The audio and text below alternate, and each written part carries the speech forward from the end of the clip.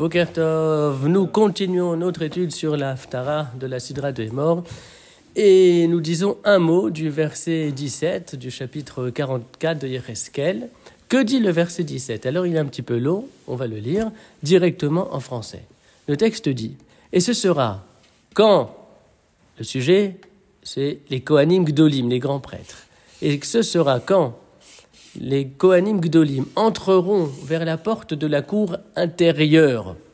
Ils enfileront des vêtements de lin, la laine ne les recouvrira pas, quand ils serviront dans la cour intérieure et vers l'intérieur.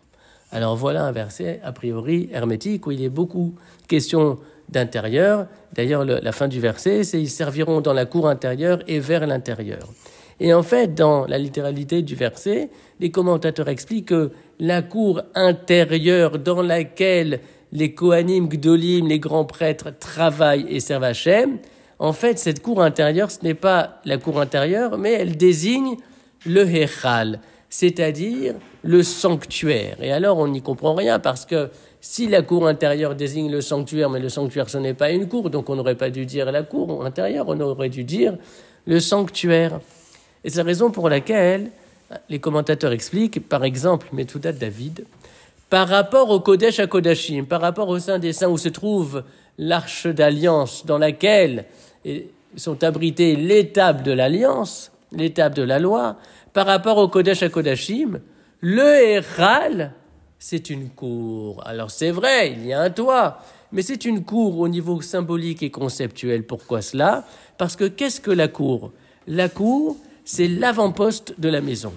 La cour, c'est l'espace qui va introduire à la demeure. Eh bien, le Héral joue ce rôle. C'est l'espace qui va introduire au Kodesh HaKodashim, le Kodesh HaKodashim étant le lieu de la rencontre avec la transcendance, avec la révélation. On ne peut pas avoir accès immédiatement à la révélation. Il faut, au préalable, passer par cet endroit qu'on appelle le Héral et qui a valeur de cour, Héral dans lequel se trouvent trois éléments extrêmement importants de la vie du Mikdash. Vous avez la Ménorah, qui représente la lumière de la Torah.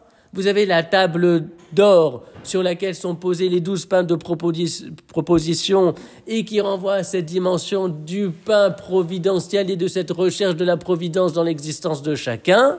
Et vous avez enfin l'autel d'or sur lequel était offert l'encens, la kétoret, donc le nuage de l'encens. Alors vous avez donc ici trois chemins complémentaires à emprunter afin de pouvoir arriver au Kodesh HaKodashim, c'est-à-dire à la transcendance, la lumière de la Torah, la recherche de la providence, et par le biais du nuage, la conscience du mystère que l'existence constitue, et aussi le mystère divin.